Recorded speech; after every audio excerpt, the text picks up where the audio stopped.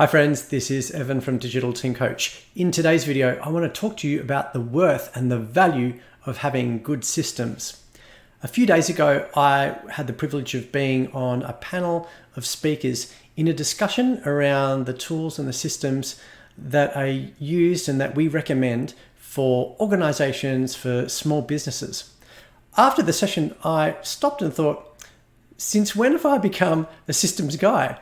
I am an extrovert. I love being around people. I'm energized by people.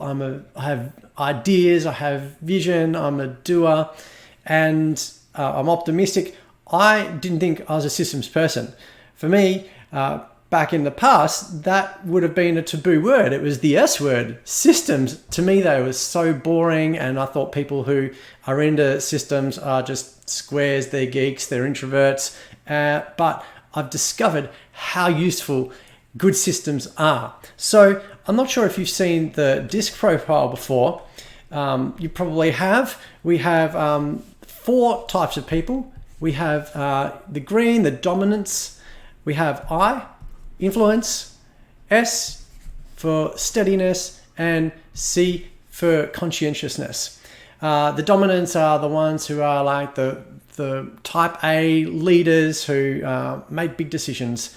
We have the I's who are the influencers, who are optimistic, enthusiastic. That's where I sit. So I really am an I by nature. Then we have the S, the really patient people, those who just work steadily.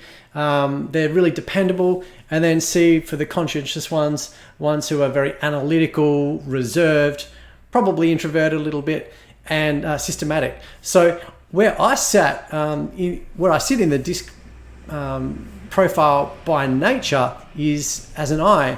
And so for me, the C aspect of it, I always thought, I'm nowhere near a C.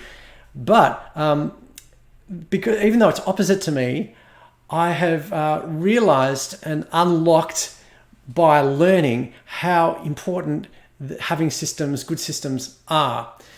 So if I've got something that is repeatable, if I've got a repeatable process, a set of steps or of tasks, and I can put that into a system, it is going to save me a lot of time.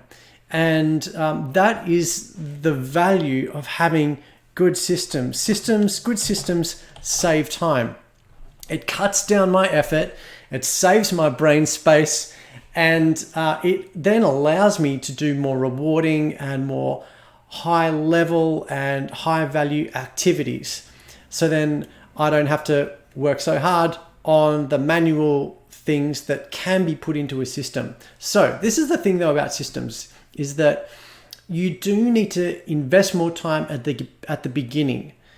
You need to probably invest about 120, 130% than what you would if you were just doing the thing once and then doing it again later. But every time you add that on, you have to multiply the number of times you do that. But if I set up the system once, then I put in 120%, and then the next time I have that task to do, I spend much less time on it because it's in a set system, and then it's close to 0% of my effort afterwards.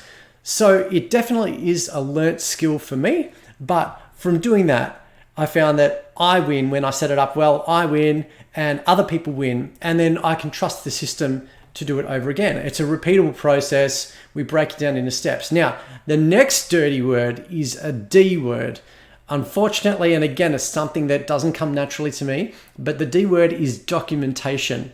And like when I was younger, reading a manual would be really, really boring. Like if I had to program the VCR for mum and dad at home, if they want to record something off the TV, I wouldn't want to read the manual for that. I would just want to hit a few buttons and learn and then eventually figure it out for myself.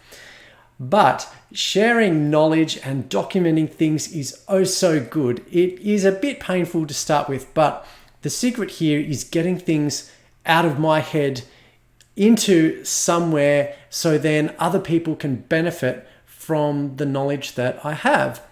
So whether it's about onboarding new people or training people up who already have to use a system, By documenting something once, it becomes a huge time saver in the long run. It's the same as setting up a system. I need to invest a little bit more time, another 20 or 30%, into documenting a series of steps, a task, or how to use something, how to use the system. But then the next time, I spend much less time, much less effort into having to show that or train someone in those series of steps. So it is an investment of time, but again, it really pays off in the long run. So with documentation, you need to capture information in a systematic way. That means being able to put it into one single place. Now, for many, many years for me, that was just a really simple task management tool where I could capture ideas and get them out of my head, ideas, thoughts, processes, things to work on. So I had a system I use called Trello, which is task management, and it's just like an open board. You can set up containers or buckets or lists of different things as a reference point and a starting point to put down ideas, things I'm working on, projects I'm working on, and building that up over time. You don't have to take everything out of your head all in one big sitting. It's just something that you build up over time, incrementally, and having that mindset of continual improvement. And by doing that, you get better at documenting, you get better at using the system, and you can also then tweak it as you go along, as you figure out better ways of being able to structure the ideas from your head and putting it down.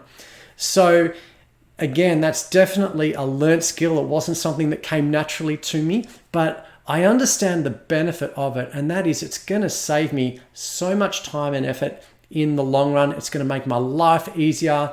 It means I'm going to fuss around a lot less, trying to find things, trying to source things that I've already done before, saving time on just doing manual step-by-step things, and saving time on having to show people what to do or understanding something that I'm trying to communicate.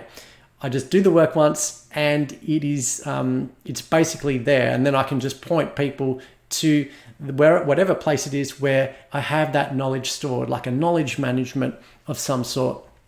So systems, documentation, it's not my natural gifting or ability. I sit in the I don't sit naturally in the C, but I've gravitated towards the C because I see the benefit of that. And I also value people much more who sit in that natural ability of being the conscientious ones with the analytics, with the systems that they have in place. So important. So if you're a C, thank you so much. Keep doing good work. If you're not a C like me, we can work towards utilizing that aspect of what we do, particularly as leaders of our teams, our organizations, and making it easier to be able to help our teams to do their jobs well. I hope that's useful for you, and I'll speak to you